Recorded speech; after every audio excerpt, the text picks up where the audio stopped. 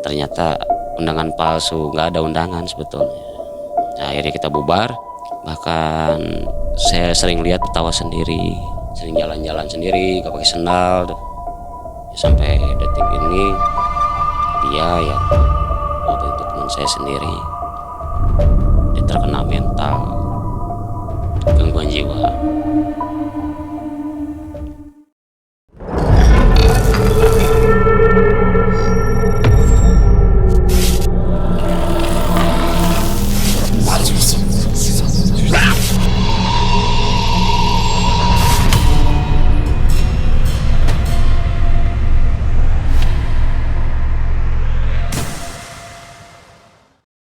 Assalamualaikum warahmatullahi wabarakatuh. Sobat Malam Mencekam, saya Damai. Hari ini akan mengawal cerita horor dan mencekam tentunya. Di studio telah hadir seorang narasumber kita yang akan menceritakan pengalaman mistisnya, Kang Dandi. Nah, Kang Dandi ini telah beberapa kali hadir di studio kami untuk bercerita. Kali ini Kang Dandi akan menceritakan pengalaman mistisnya yang dialami sekitar tahun 2019. Kisahnya seperti apa? Baik, langsung aja Kang Dandi yang akan menceritakannya. Assalamualaikum Kang Dandi. Waalaikumsalam. Silahkan Kang Dandi, langsung saja cerita apa nih yang akan diceritakan? Baik.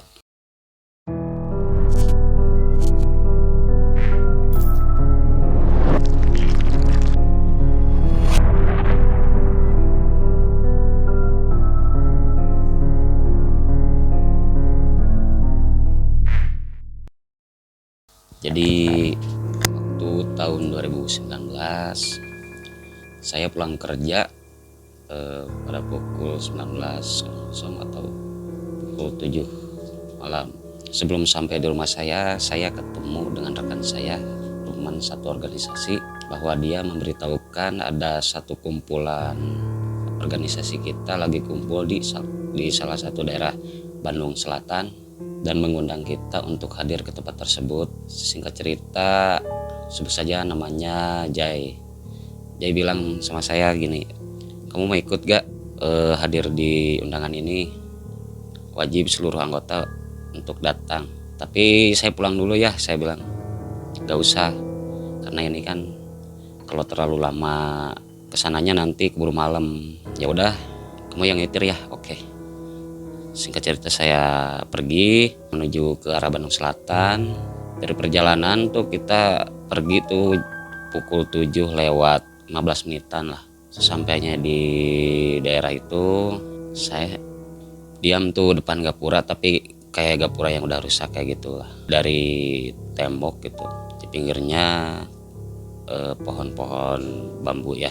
Saya di situ dengan rekan saya niatnya mau nelpon rekan saya yang ada di lokasi yang udah pada sampai. Dari maps kan kita patokannya tuh waktu itu setelah kelurahan katanya.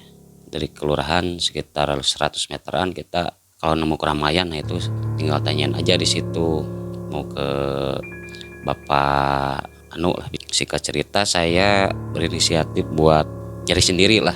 Padahal teman saya bersikukuh nggak mau ngikut saya. Sampai beberapa lama tiba-tiba muncul nih dari arah dapur itu 2 orang laki-laki yang berpakaian tidak pada umumnya, maksudnya kayak pakai rompi, tapi rompinya tuh kucel, pakai ikat kepala sambil bawa tombak, kalau bisa disebut kayak prajurit ya. Saya sama temen saling lihat. Ya kita coba aja tanya, katanya. Kamu aja yang nanya, nggak kamu. Ya udah, Kang punten mau ke daerah ini di mana ya? Mereka nggak bilang apa-apa, cuman diem aja liatin kita. Sekali lagi kita nanya, baru kasih tahu, tapi mereka tetap diam, cuman nunjuk ke arah kiri. Setelah kita ke arah kiri, karena jalannya kecil ya, tidak memungkinkan untuk motor masuk. Di situ tidak ada perumahan, yang ada cuman pohon sama perkebunan lah, pohon-pohon tinggi sama pohon-pohon bambu. Nah di tengah-tengahnya tuh ada jalan setapak lah, kita lewat aja. Nah sampai di situ kok yang tadi ngikut kita emang ada di belakang. Semakin ke dalam kok teman saya ketinggal. Otomatis saya lihat ke belakang ya, dia kayak buka sesuatu. Ya pada akhirnya saya samperin lah. Saya nanya, lagi ngapain kamu? Enggak, ini kamu mau minum? Haus enggak? Enggak, saya bilang, ini ada air putih. Ini biar kita nggak resah, minum aja nih. Itu dimasukin ke dalam botol, kemasan botol plastik lah. Tapi airnya tuh warna merah gitulah, seperti anggur. Pas saya cium baunya, ternyata itu bau alkohol, dan dia pun bawa sejenis obat-obatan terlarang gitulah. Otomatis saya marah, saya bilang, kamu ngapain bawa yang ginian di sini? Bila pun kamu minum, tapi jangan di sini. Ya terserah saya lah, bukan terserah. Ini kan tempat kita nggak tahu nih. Pokoknya saya nggak mau ambil resiko, itu kamu buang. Duit saya kan, dia bilang ini kan duit saya. Orang tua saya juga pernah larang, bahkan saya minum depan orang tua saya nggak pernah larang. Pokoknya buang. Kalau nggak dibuang saya pukul di sini. Mending kita berantem aja sekalian, saya bilang. Atau kartu tanda anggota kamu saya tarik, saya kasihin ke korlap, ke dan korlap lah istilahnya. Akhirnya dia gak ngalah, saya nggak ngalah. Akhirnya kita di situ berantem dulu, sampai akhirnya kita dilerai sama si dua orang yang tadi ngasih tahu jalan kita. Cuman dilerai, dipegangin doang udah.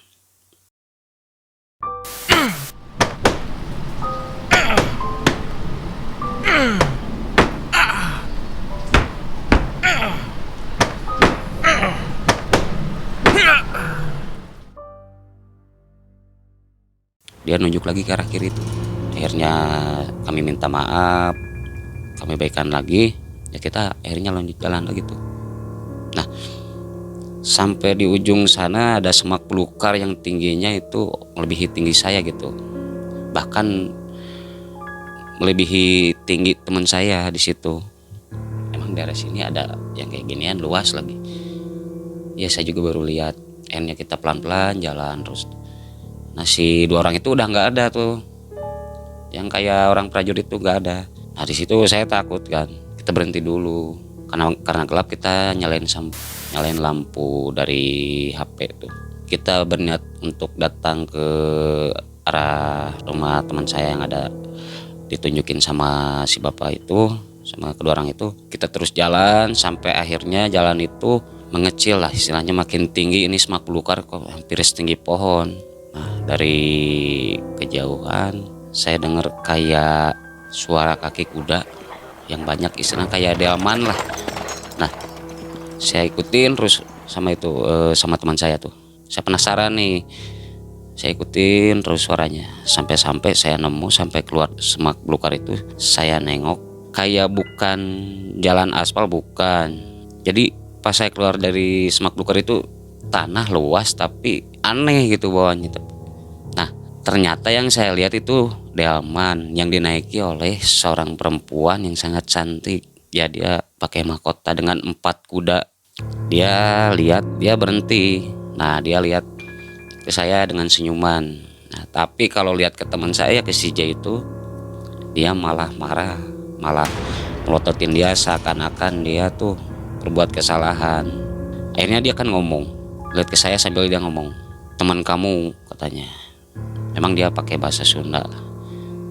Maafin teman saya, teman kamu itu udah buat fatal di area saya, di wilayah saya.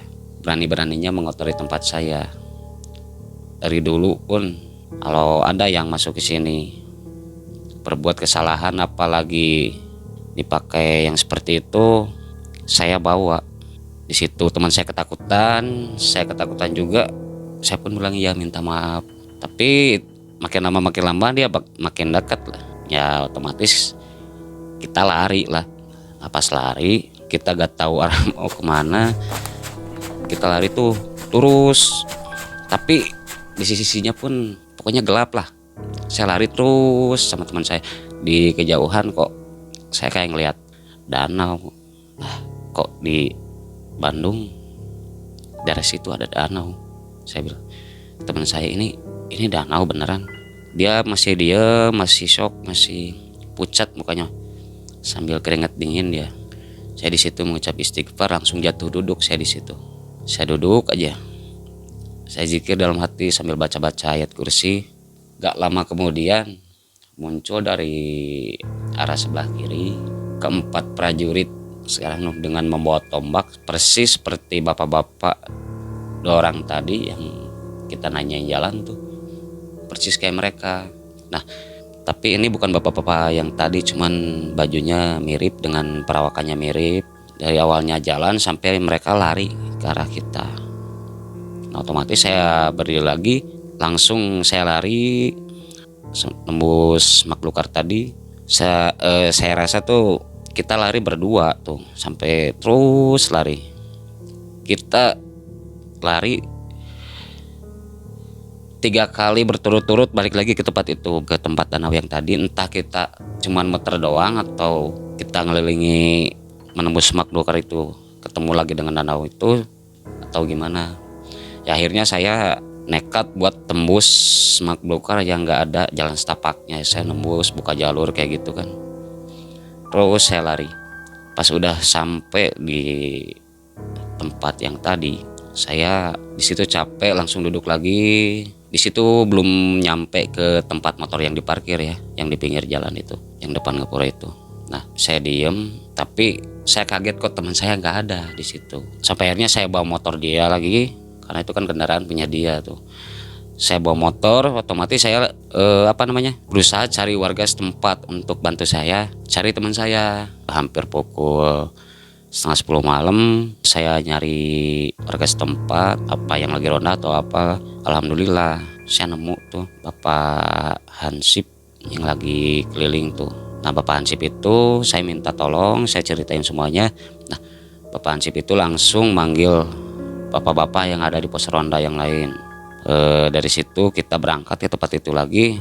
Mereka kaget, kok kamu berani diem di tempat Gapura kayak gini? Itu kan di situ ada makam. Enggak Pak, di situ tadi saya lihat danau tuh sama semak belukar yang gede gitu. Mana ada di sini, nggak ada. Ini makam, area makam. Lah, tadi saya lihat danau Pak, besar malah. Di sini mana ada danau. Udah, minta minum buat si A ini katanya. Gak beres nih. Situ saya langsung duduk sok. Yang satu pikiran saya kacau karena teman saya hilang belum ketemu. Sebelum cari teman saya duduk dulu, disuruh duduk, langsung dikasih air doa kayak gitulah. Nah, dikasih minum, tolong tunjukin jalan yang tadi katanya. Nah, pas saya balik lagi, kok bukan jalan yang tadi, bukan semak belukar yang saya temuin tuh, bukan semak belukar yang tadinya saya duduk, yang pas sebelum dikejar tuh, yang tadinya danau itu ternyata pemakaman umum daerah situ. Tapi teman saya sampai situ belum ketemu juga. Nah, sampai akhirnya pukul 10 lebih berapa gitulah, saya akhirnya manggil Ustadz lah. Ada dari salah satu warga tersebut lari dulu untuk manggil Ustadz. Temen kamu itu udah buat fatal di area saya. Berani-beraninya mengotori tempat saya. Kalau ada yang masuk ke sini dipakai yang seperti itu, saya bawa.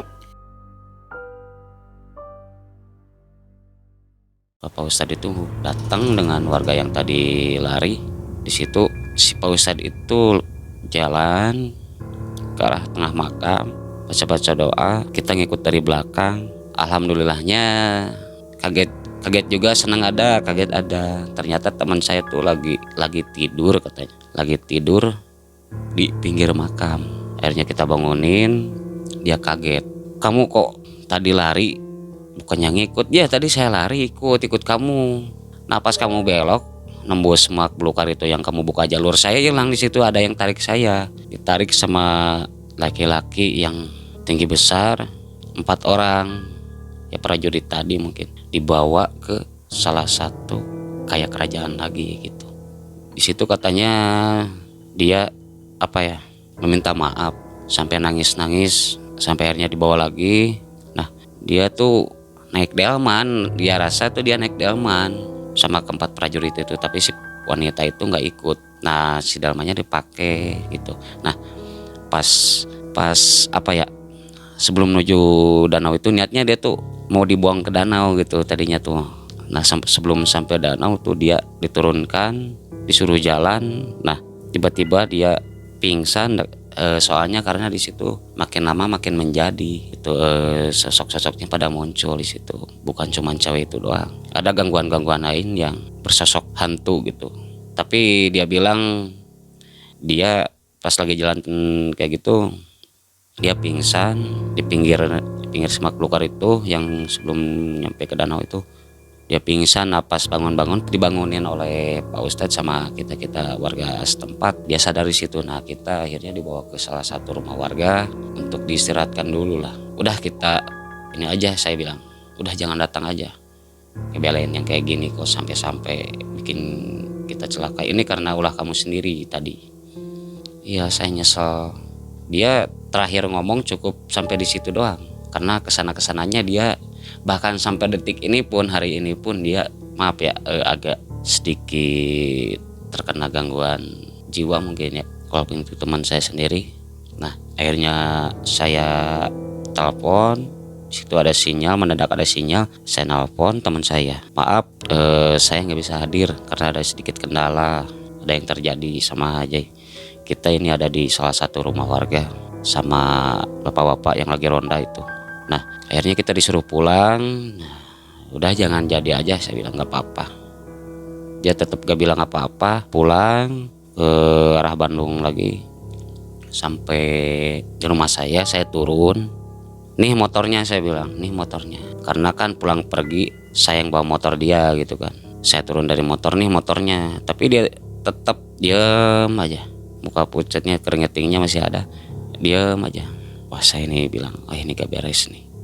Akhirnya saya naik motor itu lagi. Dia tetap posisi dengan posisi boncengan gitu, posisi di jok belakang dengan duduk gitu. Akhirnya saya bawa dia pulang ke rumahnya.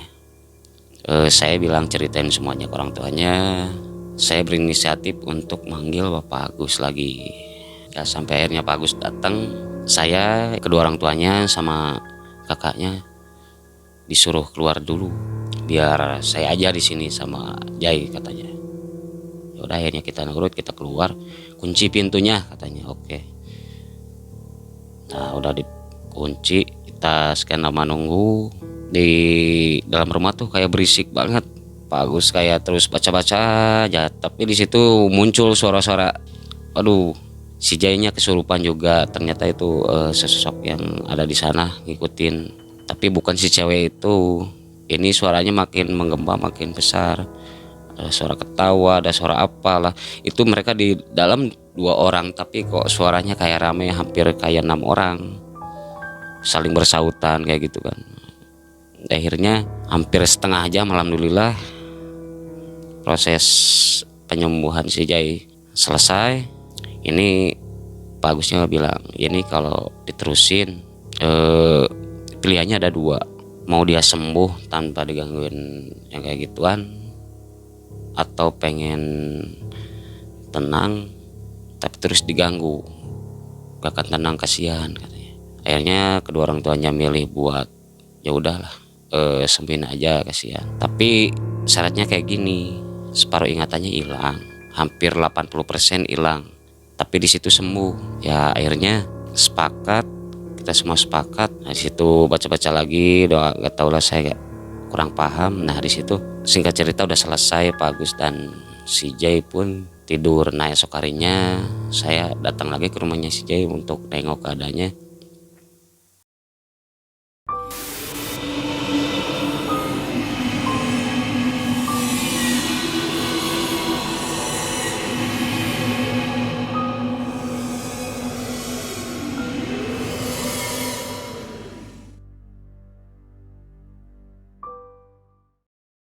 Si Jai itu tiba-tiba ada duduk di depan rumahnya, diam aja. Saya kan suka canda tawa sama dia kan, tapi dia diam terus natap saya tajam.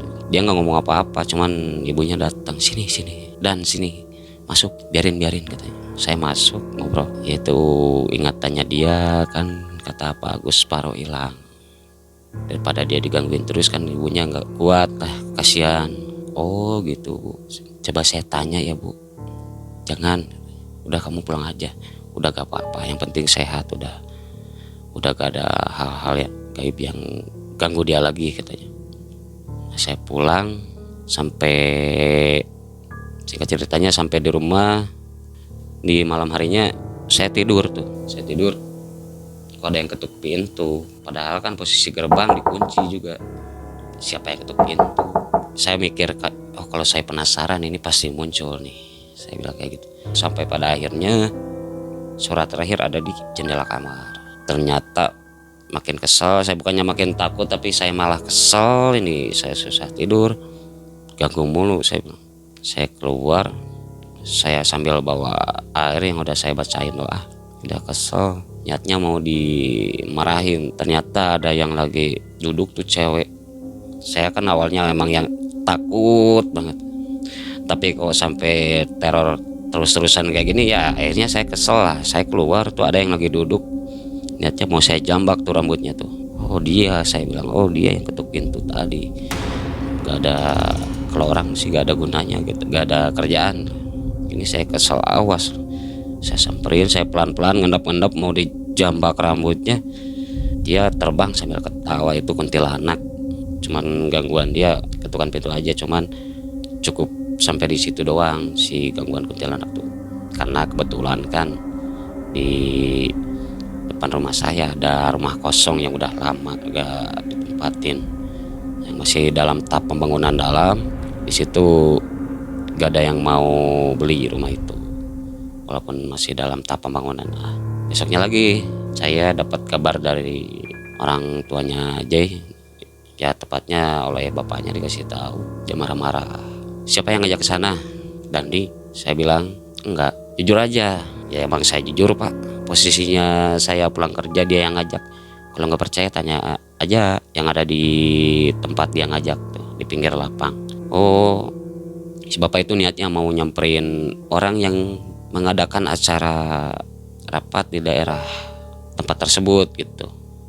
Sampai akhirnya kita tahan ya, sama istrinya ditahan. Nah, akhirnya teman-teman seorganisasi kita datang tuh nengok dia. Saya kasih tahu gimana nya, dia datang. Mereka datang, mereka meminta maaf karena kata yang di organisasi itu, teman saya bilang kita kan sebetulnya gak maksa, tapi dia bersikeke.